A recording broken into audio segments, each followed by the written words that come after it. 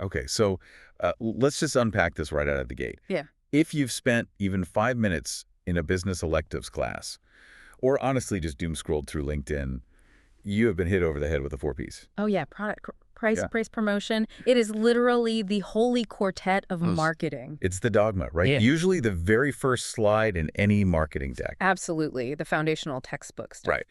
But here is where it gets interesting and honestly a little controversial. We have a stack of sources today that basically takes one of those prices, price, and just throws it right out the window. It sounds wild. I know. Because the material we are diving into explicitly argues that price is almost never the actual reason anyone buys anything.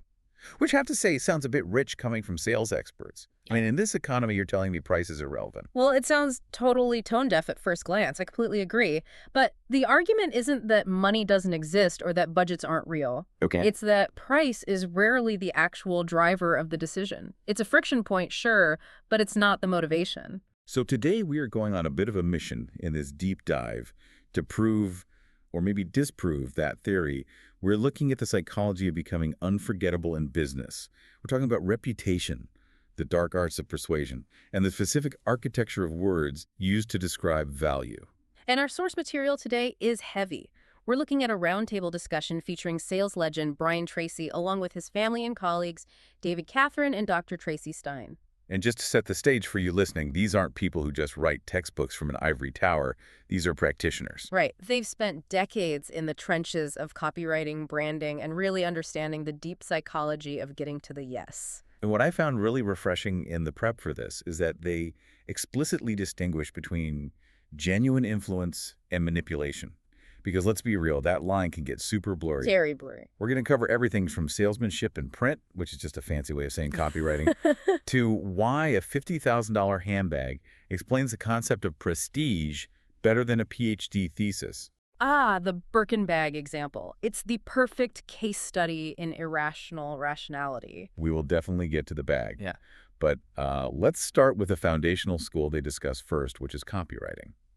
Now, for the uninitiated, or for those who think copywriting is just about copyright law, which is a shockingly common mistake, how are they defining this? Because it seems like they place just an enormous amount of weight on it. They do. And they define it much more broadly than just writing ads. They frame copywriting as the ability to describe a product or service in a way that modifies behavior. Modifies behavior. Exactly. It's the text on a website, in a script, in an email that compels immediate action. But here's the statistic that really stops you in your tracks. Brian Tracy claims that 80% of products and services fail. 80%. I mean, that seems high even for the startup world. It's stark. But here's the kicker. He argues that the vast majority of those failures happen not because the product is flawed or the market isn't there, And why? simply because the offering is poorly described compared to the competition. Wow, so this is essentially the better mousetrap fallacy. Exactly. You can build the best mousetrap in the world with the most innovative spring mechanism. But if you describe it as a rodent-focused kinetic energy device, nobody buys it. Precisely. Or worse, you describe it accurately, but just completely boringly. Yeah. If you can't describe the benefit, like the actual relief of a pest-free home, in a way that lands emotionally, the customer just goes to the competitor who has a worse product, but a much better story. And Tracy has a personal connection to this, right? I know we don't want to get bogged down in biography, but his entry into the industry illustrates this point perfectly. It really does. It's all about the intensity of the study. So he was working this dead-end retail job, saw an ad for a copywriter, and walked in with zero experience. Zero, right. None. And the interviewer asked him quite reasonably, why are you here? You don't know the first thing about this. Which is where 99% of people would just fold and go home. Right. But Tracy asks for a reading list. He goes to the library and doesn't just skim a blog post. He reads 20 books on advertising and direct mail. 20 books. He essentially downloads the entire discipline into his brain over a series of weekends. And this is the key takeaway for me. It wasn't luck. When he eventually got a job, after being rejected by literally every agency in the city from the bottom up, he was immediately more effective than people with 5 years of experience. Exactly. Not because he was a born genius, but because he understood the formula of description. He understood that you aren't describing the feature, you're describing the transformation. He actually mentions that in his career he's moved about $300 million worth of products, and he credits that almost entirely to the ability to craft a sentence that makes someone say, I need that. Okay, so words matter. Description is the gatekeeper. But let's circle back that price paradox we started with. The source explicitly says price is never the reason for buying. Now, let me play devil's advocate here for a second. Go for it. If I'm buying a commodity, let's say paper towels, price absolutely matters. Is Tracy only talking about luxury goods here? It's a great pushback. Obviously, if you are selling two identical commodities right next to each other on a shelf, price wins. But Tracy's point is that very few decisions are purely about the commodity. Okay. Even with paper towels, are you buying the cheapest one that falls apart in your hands? Or the one that promises one sheet absorbs the whole spill? You're buying the convenience, not the paper. So you're buying the lack of frustration. Exactly. You are buying a feeling. Right. And when you move up the value chain, this effect just explodes. Which brings us to the Birkin bag. The $50,000 purse. Yes. Now, purely functionally, it is a leather sack. Right. It holds keys and a wallet just as well as a $50 tote from a department store. The utility value is totally negligible compared to the price. And the buying process sounds like an absolute nightmare. You can't just go to a website and click add to cart. No, it's an ordeal. You have to cultivate a relationship with a sales associate. You wait for months. You essentially audition for the privilege of spending 50 grand. Which logically should drive customers away. Like, you want me to jump through hoops to give you my money. That makes no sense. But it does the exact opposite. And this is the psychology of prestige. The source argues that people aren't buying the leather. They are buying the signal. It's status. Carrying that bag signals esteem status and power.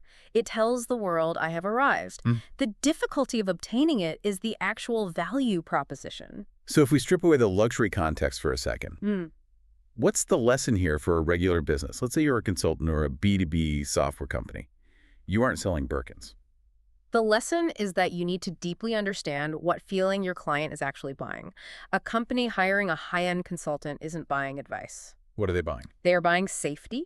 They are buying the prestige of saying, well, we hired the best firm in the world, so if this project goes sideways, you can't blame us. Wow. They are buying insurance for their own professional reputation, and that feeling of safety is worth 10 times the price of the advice itself. That makes total sense. You're selling confidence, not billable hours. But this walks a really fine line, doesn't it? If we are in the business of selling feelings and status and psychological safety, when does marketing cross over and become manipulation? Because the source actually tackles this ethics question head on. They do, and I'm so glad they did, because it's the elephant in the room. They define marketing as influencing a decision for a legitimate benefit. Okay. Manipulation, on the other hand, is influencing a decision through deception. Like the example they gave of the magic pill. Right. If you sell a pill that promises you'll look like a supermodel in 24 hours, that is pure manipulation because the product physically cannot deliver that result. It's a broken promise before the transaction even happens. Right. The source argues that the only way to be truly persuasive long-term is to genuinely believe that what you are selling is good for the customer. People can sense when you're trying to trick them. And they used a definition of brand that I really loved. It stripped away all the fluff about logos and hex codes and color palettes. Yes. Promises made and promises kept. It's deceptively simple, isn't it? It is, but think about how incredibly hard it is to execute consistently. Your brand is just your reputation. If you make a promise, like this software will save your team 10 hours a week, and it doesn't, you have broken the brand. You've manipulated the buyer. Exactly. But if you keep the promise, you build immense equity. Speaking of making promises and getting attention, the source shifts gears to the modern landscape. We are living in an attention economy right now. Yeah. You can't make a promise to someone if nobody is listening to you in the first place. Right. They brought up that American Eagle campaign with Sydney Sweeney as a case study in generating attention. The Blue Eyes Good Genes campaign. Yeah, that's the one. And the source notes that a lot of people were actually pissed off by it. They found the wordplay annoying, or the ads were too omnipresent, or they just thought it was silly. But the source argues that being pissed off was a feature, not a bug. This is such a critical insight for modern marketing. Indifference is the enemy, not polarization. If people are annoyed, they are engaged. They are talking about it. They're tweeting about it. It's sort of the old, there's no such thing as bad publicity adage, but weaponized for the internet age. To a degree, yes, but there's a nuance there. You want the reaction to be emotional. The source actually connects this to public speaking, which I found fascinating. They mention the Speakers Academy, and they make the point that when people pay for a 3-day seminar or a keynote speech, they aren't paying for information. Because the information's free. It's on Google. Exactly. They are paying for transformation. They are paying for a result. This is a great quote from Emerson they reference. The aim of good speaking is for the person to take an action as a result of your speech that they would not have taken in the absence of your speech. I love that so much. It's not about did they like me or was I entertaining. It's did they actually do something. Exactly. Whether you are creating a viral ad that annoys people into paying attention or you're giving a keynote, the goal is behavioral change. If you aren't driving an action, you're just entertainment. Okay, so we have the attention, we have the perfect description, we have the promise, but now we hit the wall, the friction point. Yeah. The customer is standing right at the edge. They're ready to jump, but they're scared. The fear of making a mistake. It's the #1 killer of sales across the board. Which brings us to what I think is easily the most actionable part of this whole deep dive, the risk reversal strategy. And this comes from Jay Abraham. Right. And the concept is brilliantly simple.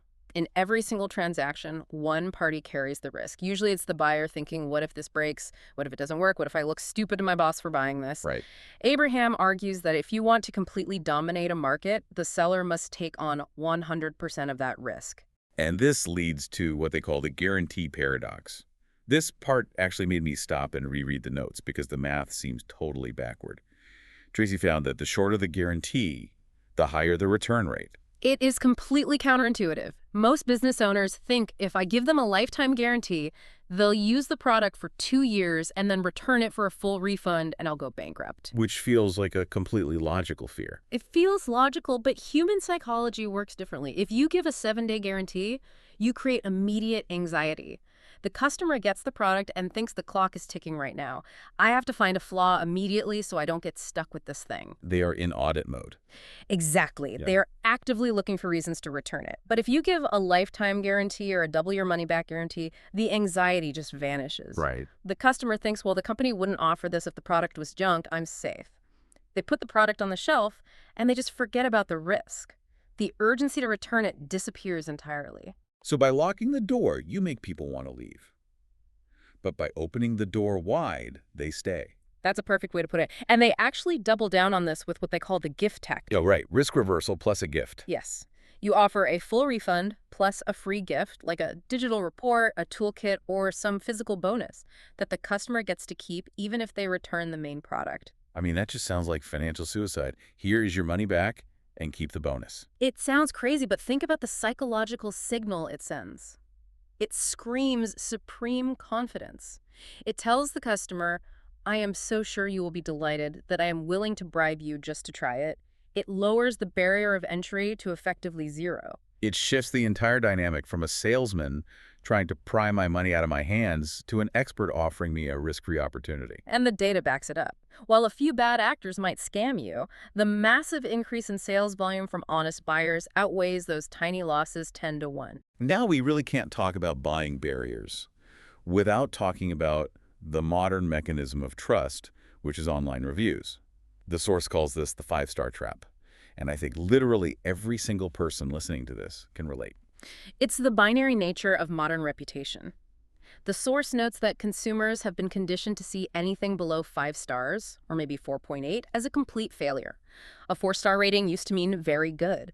Now it means something is horribly wrong with this. I am absolutely guilty of this. If I'm looking for a restaurant on Yelp or a gadget on Amazon and I see 3.5 stars, I don't even read the text of the reviews. I just scroll right past. It's invisible to me. We all do it, and this creates a brutal environment for new businesses. It forces them to play the game perfectly from day one, but it also creates this perverse incentive for manipulation, which brings us right back to the ethics conversation. Right. There was that story in the source about the company asking for a 5-star review before they even finished the job. Like, rate us now, and we'll finish the work later. Which is such a short-term hack that destroys long-term value.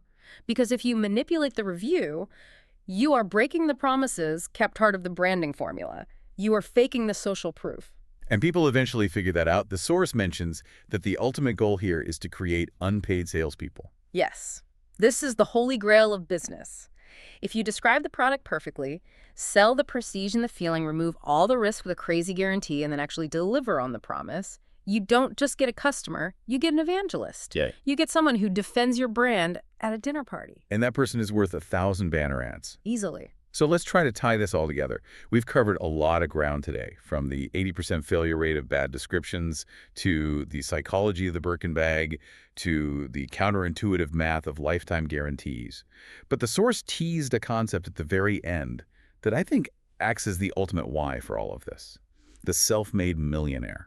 Yes. This was a fascinating little breadcrumb trail they left. They mentioned that there is a standard proven process where people can become millionaires in 5 to 7 years by starting from absolute zero. 5 to 7 years. Yep. That's a very specific window. It is. And they didn't give a get-rich-quick scheme. They implied that mastering these specific psychological levers, copywriting for persuasion, risk reversal for offer structure, and reputation for branding are the actual rungs on that ladder. Interesting. You can't become a self-made millionaire if you can't persuade strangers to trust you. So it's not really about the product you invent, it's about the system of influence you build around it. Exactly. The product is just the vehicle. But these skills we've been talking about are the engine. If you can't describe the value, nobody ever gets in the car. So here's our challenge to you, the listener. We've talked a lot about theory today, but let's make it practical. Go look at your own business or your own career. Look at the last email you sent or the landing page you're working on right now. Are you describing the spring mechanism, or are you describing the pest-free home? And ask yourself the scary question. What is the actual risk for the person on the other side of the table?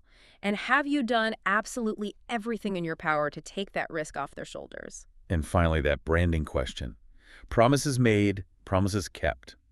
Think about this after the show finishes. What is the one specific promise your personal brand is making to the world right now? And be really honest with yourself. Are you actually keeping it? Because that is the difference between being a commodity and being truly unforgettable. Thanks for diving in with us. We will catch you on the next one. See you then.